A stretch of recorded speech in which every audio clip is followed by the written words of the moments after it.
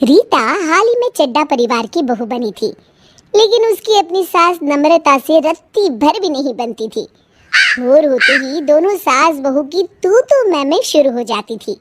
सारा मोहल्ला उनकी चर्चा करता था। एक दिन, कैसी है नम्रता?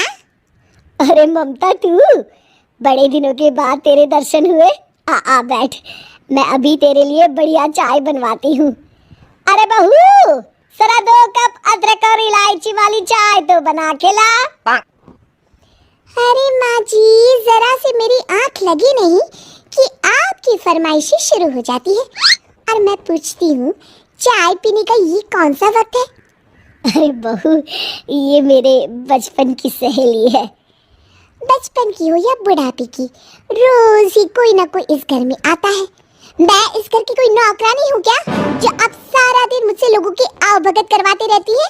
खुद उठ के चाय बना लीजिए। अरे बहू, जरा छोटे बड़े का लिहाज तो कर लिया कर। मेरी कमाई खाती है और मुझे पे धौंस जमाती है।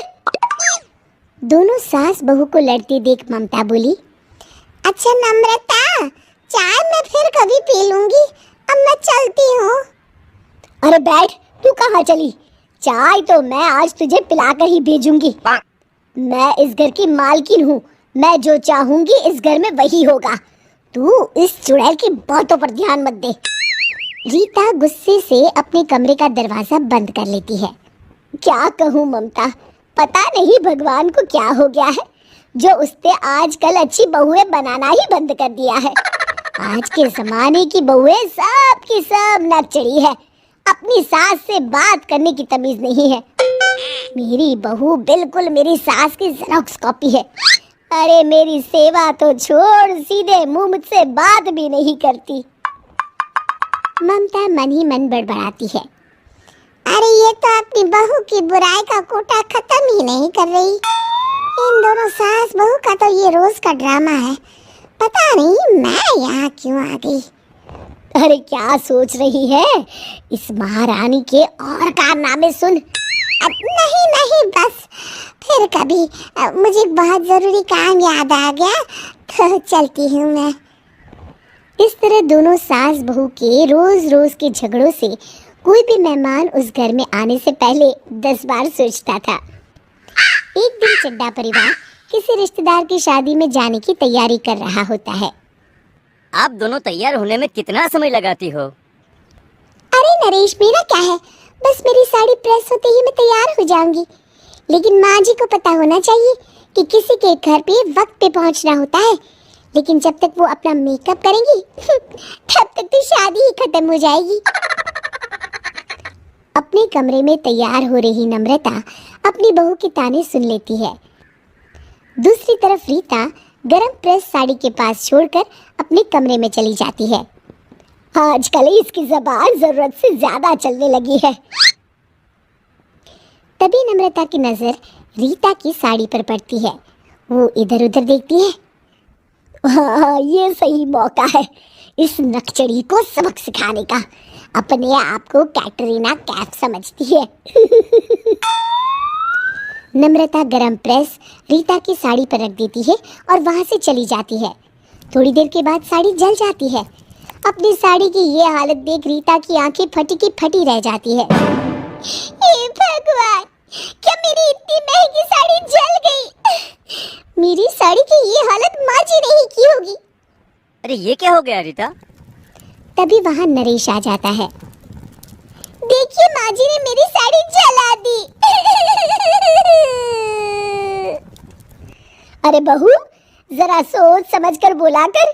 तूने मुझे साड़ी जलाते देखा है क्या? मैं तो अपने कमरे में थी। अरे रहने दीजिए माँ जी, मैं सब जानती हूँ, ज्यादा भोली बनने की कोई जरूरत नहीं है। अरे जो हो गया उस बात पर बहस करके क्या फायदा? तुम दूसरी साड़ी पहन लो, हमें शादी में पहुंचना है, देर हो रही है।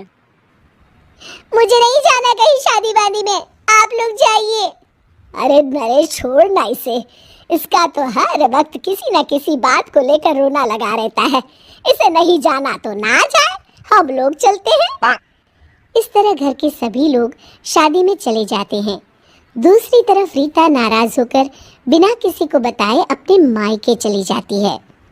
बेटा नरेश, हमारे घर में ये सब ठीक नहीं हो रहा है। इन दोनों सास बहू में सुलह कराने के लिए हमें कुछ न कुछ तो करना ही पड़ेगा। आप ठीक कह रहे हैं पिताजी। अब चिंता मत करिए, इन दोनों को मिलाने के लिए मेरे पास एक बहुत बढ़िया आइडिया है। 2 दिन के बाद रीता अपने मायके में बैठी टीवी देख रही होती है कि तभी दरवाजे पर एक आदमी आता है। नमस्ते मैडम, मैं अमेज़न से आया हूँ। रीटा चड्ढा घर पर हैं? हाँ हाँ, मैं ही रीता हूँ, कहिए क्या काम है? जी, आपकी सास ने आपके लिए 2 साड़ियाँ अमेज़न से खरीदी हैं, मैं वही देने आया हूँ। साड़ियाँ देख रीता बहुत खुश हो जाती है। वाह, कितनी सुंदर साड़ियाँ हैं। माँ जी ने इतनी महंगी साड़ियाँ मेरे लिए खरीदी। सच में माँ जी मुझे कितना प्यार करती है और मैं आज तक उन्हें गलत समझती थी। दूसरी तरफ अमेज़न का आदमी नम्रता को एक साड़ी और एक मेकअप किट ये कहकर दे जाता है कि उनकी बहू ने उनके लिए भेजी है। हे भगवान, मेरी बहू मुझसे कितना प्यार करती है और मैं हमेशा उससे लड़ती झगड़ती रहती थी। मुझे माफ कर दे बहू। रीता अगले ही दिन अपने ससुराल वापस आ जाती है और फिर चड्ढा परिवार में हमेशा के लिए शांति कायम हो जाती है। इस तरह नरेश और उसके पिताजी दोनों सास बहू की सुलह कराने में सफल हो जाते हैं।